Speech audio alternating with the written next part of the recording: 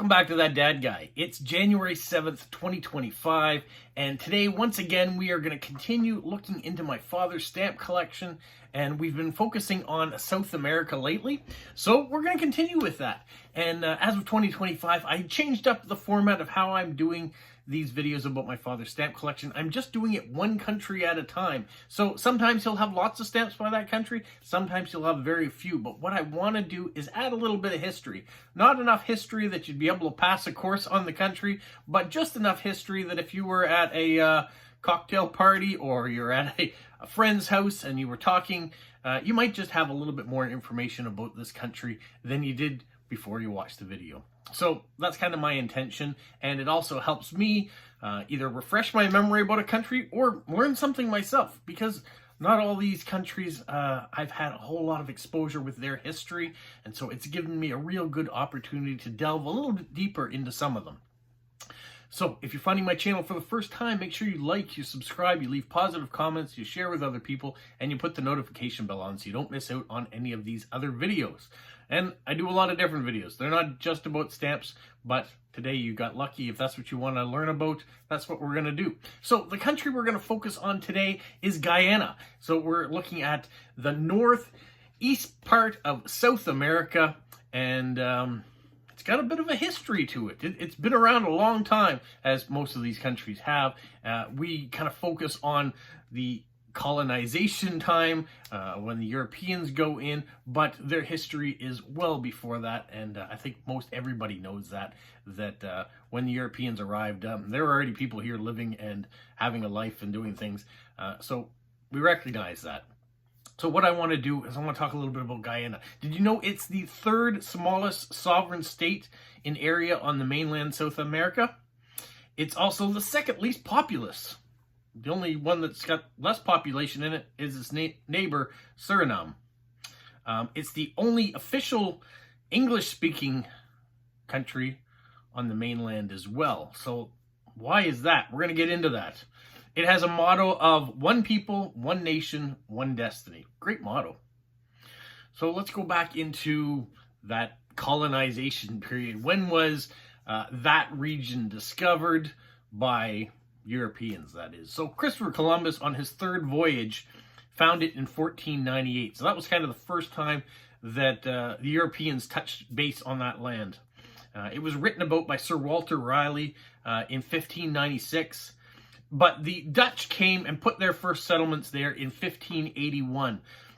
The very first colony was Pomeroon, I think that's how you pronounce it, and they established 3 or 4 different colonies all in around that time frame. So it was Dutch control from 1667 all the way up until 1815. Where there seemed to be a little bit of trouble was in 1796. The British showed up. They decided they wanted a little bit of an establishment up here too, so they started taking over some of these Dutch colonies, and in 1814 there was a treaty between Holland and England to say England won the war, and so the Dutch colonies were ceded to the British. Now in let's back it up. Okay, so that happened in 1814, and then Britain took all the little colonies that it won and turned them into British Guyana in 1831, so that was kind of their area. Now all around it though, other colonies existed. So in to the west of British Guyana was the Spanish colony, which became Venezuela in 1824, and then just east of it was the leftover Dutch area, which is Suriname, and then the French Guyana was after that, and then Portuguese Amapé, which became part of Brazil, was on the end. So each of those colonizers had a little bit of piece of this very rich area, and so that's what Britain wanted. They wanted this piece too. And in 1824, when British Guyana, or the British section existed there, Venezuela said, you know what, we're an independent nation, we want this western part of Guyana. And Britain said, no, it's ours.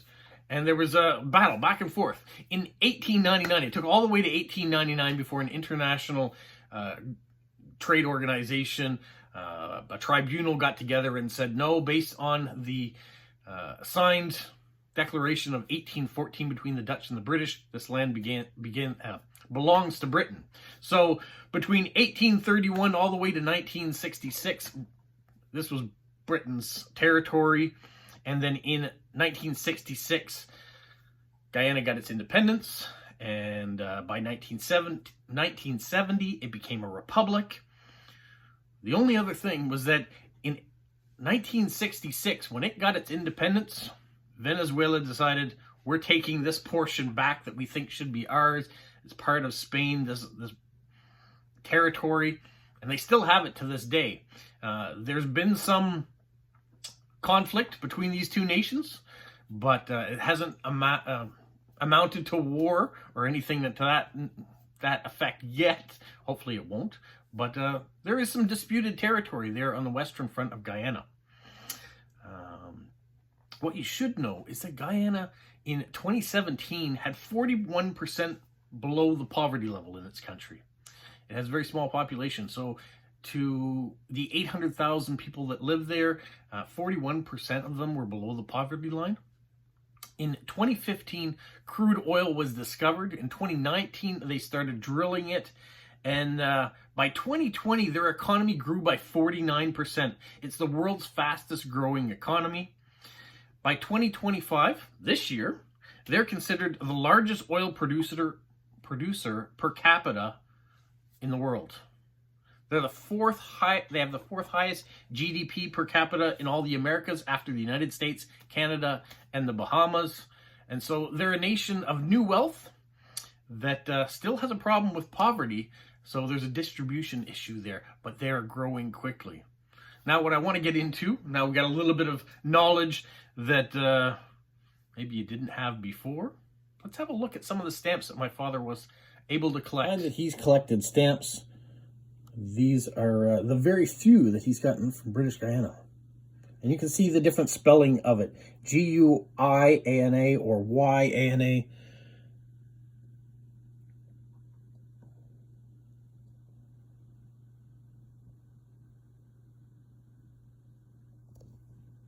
Now you know, if you're looking at it, why it's from British Guyana. And up until 1966, you'll see royalty on their stamps. And then there'll be a switch over.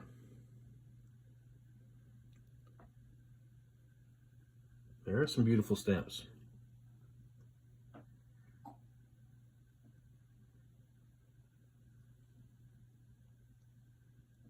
When it comes to my father's collection, he didn't have a whole lot from it. You can see he hasn't put the Scott numbers in these ones. You see here now it's Guyana, South America. So this is post 1966. We've got some overprints here of their currency as they were having some issues.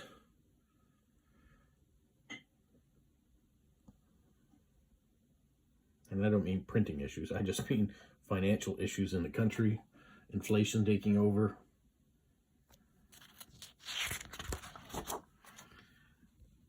You can see my father's put some of his mint stamps near at the back there. So we've got some royals.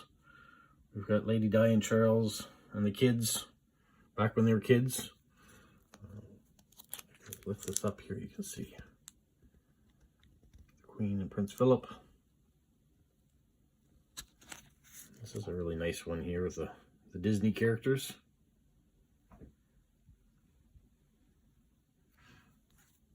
Got a couple of Cayman Islands in there. They don't belong. But I think it's just because he put them here. But these I thought were really nice. Orchids of Guyana. What beautiful flowers.